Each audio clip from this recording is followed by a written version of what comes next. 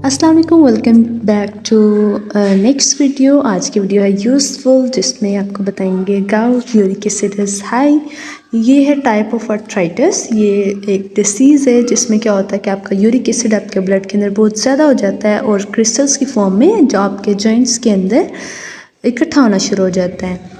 और ये डोज में आपके जॉइंट्स में अटैक्स होते हैं। सडनली आपको बहुत सीवियर पेन होता है, रेडनेस हो जाती है, स्वेलिंग हो जाती है।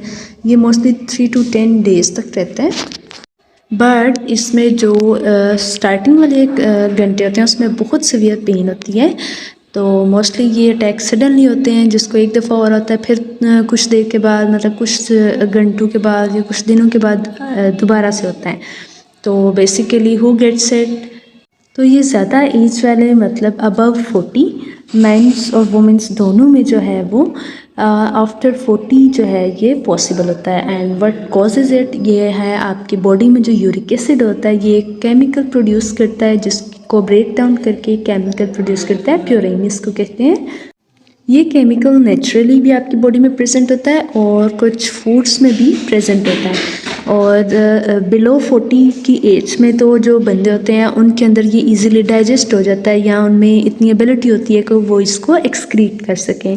लेकिन आफ्टर 40, मतलब 40 से जो ज़्यादा जिनकी एज होती है उसमें ये प्रॉब्लम होती है, और ये प्योरीन्स जो होते हैं ये इजीली जो है वो एक्सक्रीट आउट नहीं होते।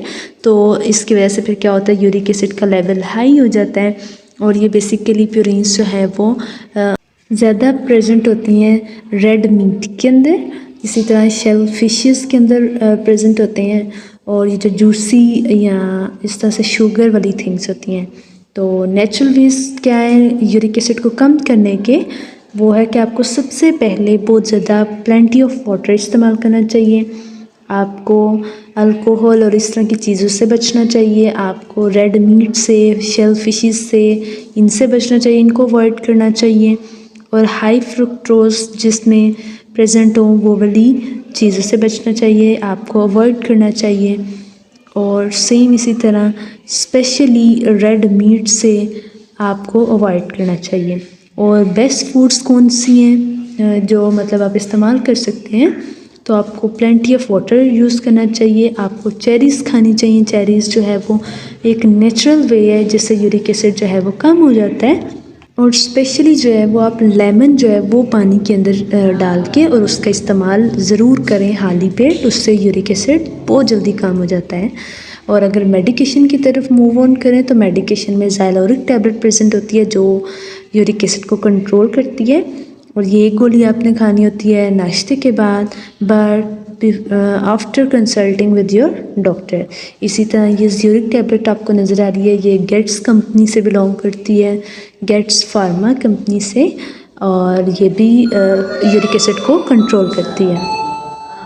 सो thanks for watching, stay blessed and remember me in your prayers. अल्लाह हाफिज़।